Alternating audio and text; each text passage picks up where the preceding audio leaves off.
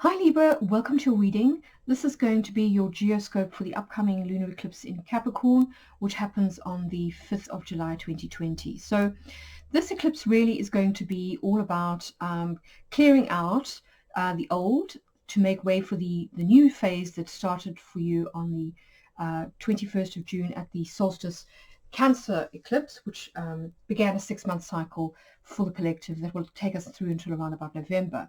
So I do urge you to see this particular reading in conjunction with that one. This is what you're kind of clearing out, or what you are transmuting, and then the energy of the solstice eclipse is what you're kind of bringing in. So let's get into your reading and find out a little bit more. Just to say that I have done some video horoscopes on my website, which you can access if you are a member. So consider subscribing if you aren't already a member of my Astrology Sphere Inner Circle, because it'll give you access to a lot of stuff that is not available for public consumption.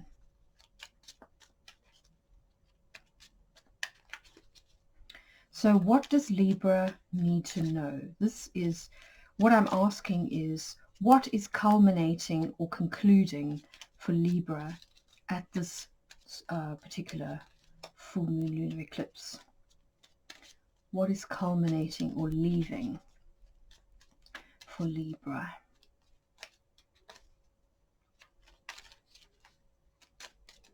Luckily, Venus is now direct, so I'm sure you must be quite relieved about that. Don't forget to check out my Venus in Gemini video if you want a reminder of all the key themes of that particular ingress, because Venus is going to continue back through the degrees of Gemini until around about late August.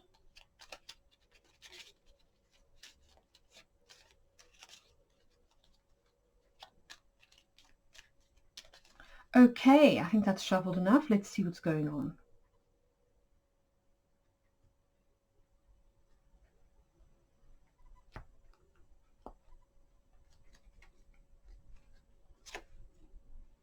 Oh, interesting. So you're getting the same starting geomantic figure as Gemini. So it's possible that you may have some Gemini placements in your chart. So this is all about the tail of the dragon. It is the south node in astrological speak, which is all about endings. So perfect for a lunar eclipse in Capricorn, where you are closing things out or sort of putting things to bed, getting closure on certain things. Now, there may be a link to the solstice, the solar eclipse that we had in Capricorn back in January of 2019. And the reason I say that is because it's happening in a similar degree. So think back to that time, because there may be links to what you're kind of closing out now.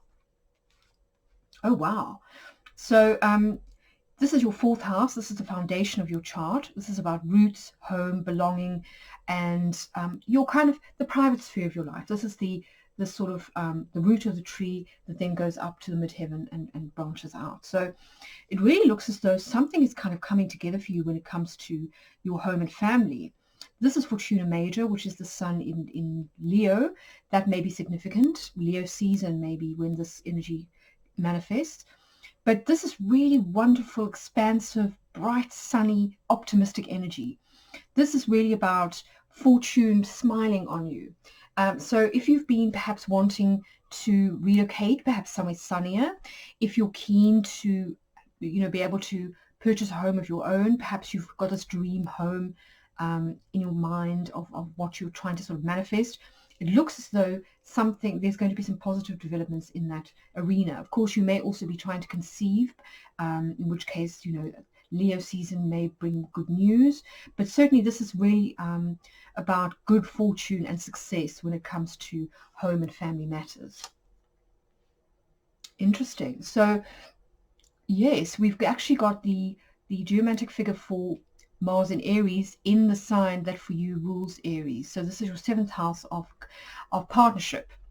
And it looks to me as though you are quite focused on new beginnings when it comes to partnerships. So leaving the past behind and maybe keen to start afresh. Now this could be not just a romantic partnership, it could also be some kind of financial arrangement or a long-term financial partnership. but definitely there's sort of the potential here for new beginnings. And I think that you probably started to feel this energy when Mars ingressed into Aries, which was around about the 28th of June. You would have felt that sort of oomph, that extra sort of kind of motivational, mojo-y kind of energy when it comes to this area. You do need to be careful though, because Mars in Aries can be a little bit argumentative. So don't be too sort of aggressive or pushy when it comes to asserting yourself, although Libra, that's very seldom a problem with you, let's face it. It's usually that you're a bit of a doormat. So maybe this is good to be a little bit feisty when it comes to standing up for what you know you deserve when it comes to committed relationships. Oh, wow. So here is your geomantic figure, Libra. This is Venus in Libra in your 10th house. This is absolutely fabulous energy. So this is really you kind of realigning with your essential nature. This is Venus in harmony with others. So this is about success in romantic relationships. It's about greater harmony amongst friends. It's also about that wonderful sense of civilized congregation that Libra loves so much, you know, beautiful dinner parties, lovely surrounding yourself with beautiful surroundings, going to art exhibitions, all that kind of thing. But this is in your 10th house of career and sort of future goals or aspirations. So it does look as though you want more harmony in your life. You definitely want improved relationships with others. Maybe you're also keen, as I say, to meet somebody that you can have a committed relationship with. But this is really wonderful energy to have, you know, as your kind of direction of travel. It really looks as though things are kind of lining up for you. And of course, these are the two houses where the sun and the moon will be at the eclipse, which we'll get into in a minute. I just want to do your geomantic conversions so that we can get more detail and information before I continue. Welcome back, Libra. As you can see, I've done all the geomantic conversions and I've popped everything in the correct house positions. So let's dive into your reading. Yeah, this is a really interesting one. We've got quite a lot of repeats of Puella, which we discussed initially, and then also of Puer. So these are the kind of, these are the sort of the opposite energies of the divine masculine, divine feminine. So it does seem to me that on some level you are balancing out these two energies. It could also be that this is really a tale of romance, but it might be sort of a kind of a chivalric tale of, you know, the Grail. So we're going to get into this a little bit more. Let's start with the eclipse itself. So for you, the eclipse will happen across your 10th and your 4th houses. So the moon will be in the 4th house and the sun will be in the 10th house, Cancer. So this was the same house where you had just the solar eclipse. So you really are starting a new cycle, you know, between now and November, December. That's just something to bear in mind. And do go and watch my video for the solstice eclipse, the geoscope I did for that, if you need a reminder about the themes that you're starting at that particular eclipse. This eclipse is about consolidation and conclusions.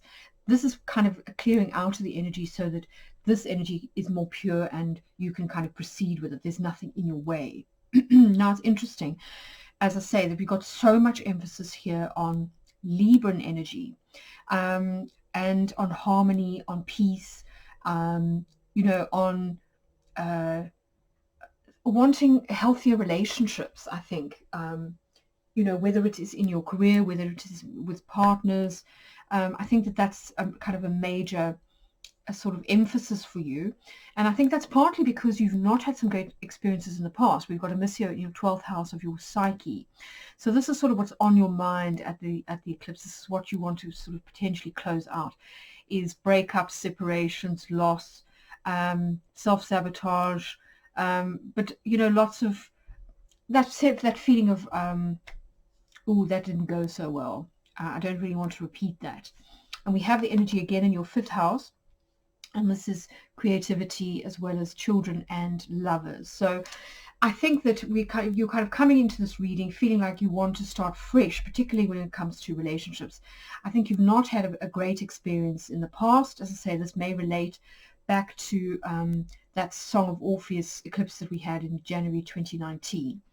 And I do think that you have kind of learned your lesson, and you're really not keen to repeat those patterns or cycles going forward. You're really keen on getting your happy, basically.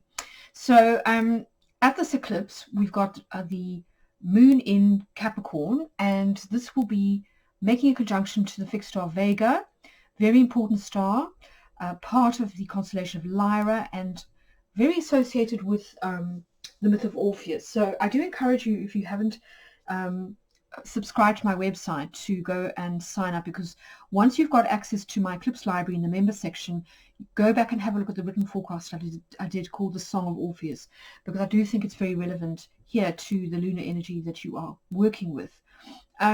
So on some level, I think this is really about a kind of a culmination process for you. This is you almost starting to bloom in your personal life.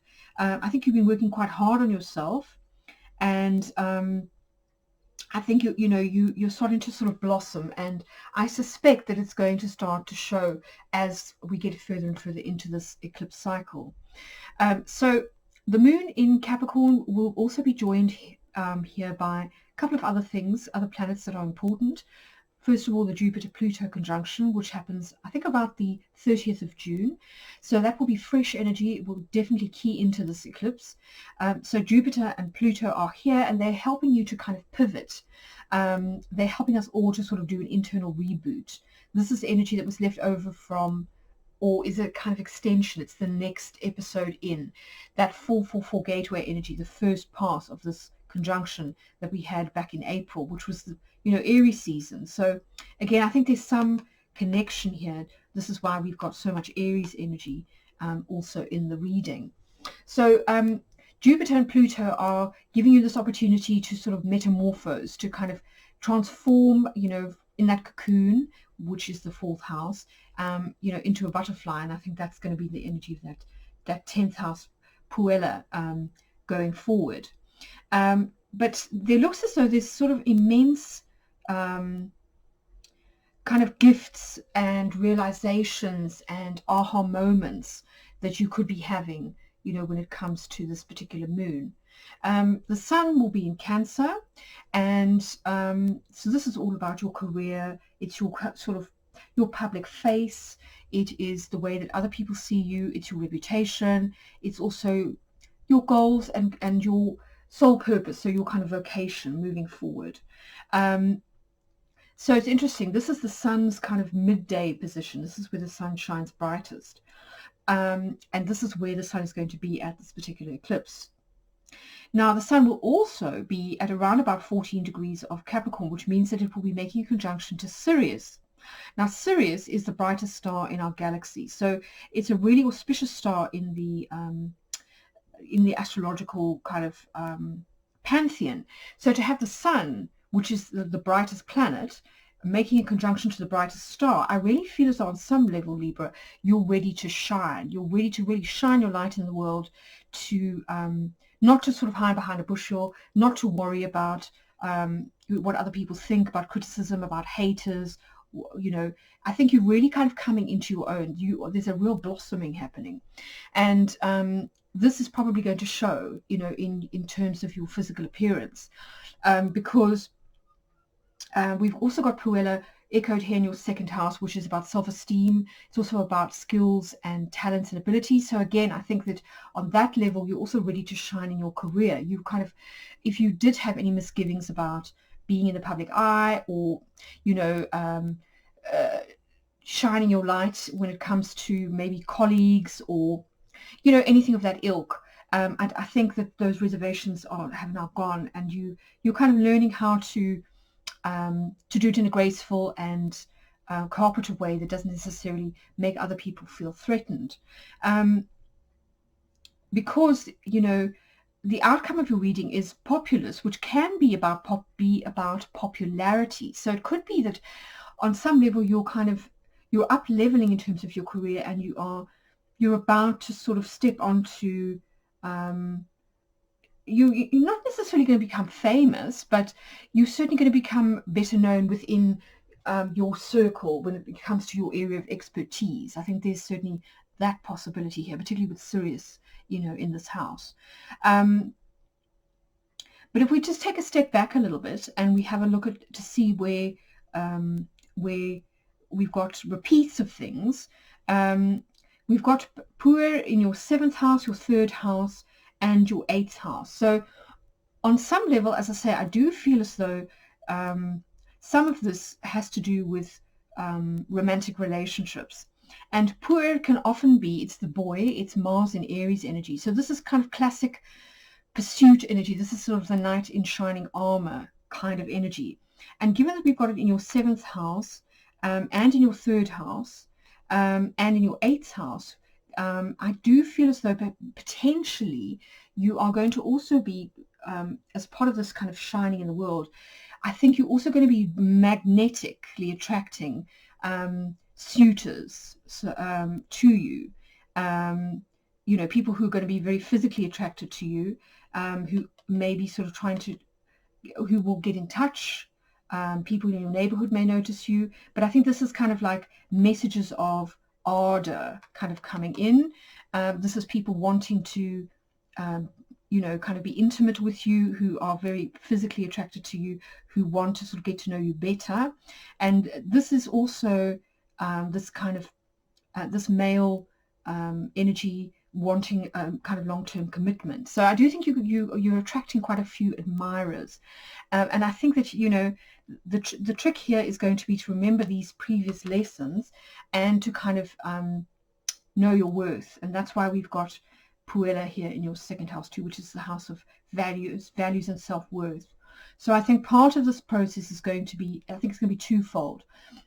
On the one hand, it's giving you a chance to really come into your own and to release this energy of negativity and of self-sabotage and loss and breakups and all that, basically heartbreak, and move into a much happier phase in your life where relationships seem to be kind of on the up. So it does look as though this is almost,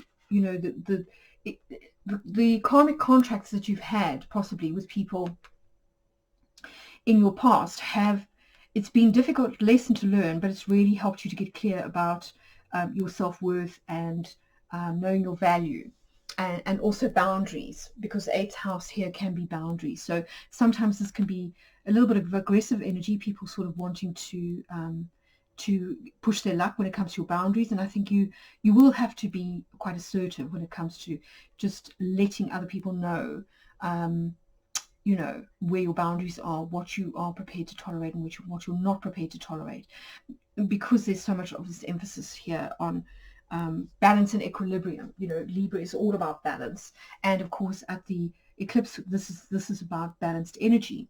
Now it's also interesting that the moon will be making a trine to Uranus, which will be in Taurus in your 8th house. So I do think that this gives an opportunity for positive shifts when it comes to shared resources, or intimacy, sex, that kind of thing, partnerships, joint ventures. So I feel as though you are pivoting when it comes to that dynamic. I think you've kind of got that balance right now. You understand that you can let people in, but it's that emotional knowing of when to let people in and when not to let people in, kind of noticing the red flags, for example. And I think that this process has taught you a lot about that, and you've kind of built up your confidence now, so that it's not a case of sort of shutting everyone out anymore, which I think was a theme that came out in your solstice reading. It's now getting very clear about being discerning about who you let in, who you don't, and being very clear about that line between the 8th and the 7th house. So that's a good thing. And then the other thing is that we've got Capricorn in your 11th house. So this suggests that there are new karmic contracts starting when it comes to friends, groups, and society. So it could be that you are about to meet members of your soul tribe, which could also be why you've got this expansive Leo energy in your 4th house. Perhaps it's kind of really part of this process of shining in the world is also attracting people to you that are like-minded. So I think you're really moving away from that energy before of this kind of self-sabotage and draining energy, frankly. And then conjunctio is about union and collaboration in your 6th house. So this is work and work colleagues. So it does look as though part of this sort of 7th, 8th house, 10th house energy may also have to do with attracting people that you can work well with kind of going forward. And this may also be part of your success, is this joint effort, because Libra is all about kind of collaboration and teamwork and that kind of thing. So incredibly positive reading, Libra. It seems to be really you kind of coming into your own and leaving behind difficult energy. So I'm really pleased for you. As I say, do watch this video in conjunction with both my IGTV video, where I talk a lot about the fixed stars that I put up for the solstice solar eclipse, and also watch your geoscope for the solar eclipse energy, because that will give you a strong sense of where you're headed. But yes, wishing you all the best. This looks like a really key set of eclipses for you, and I will catch you again in a couple of weeks when I do my follow-up forecast for the new moon. I think it's for the new moon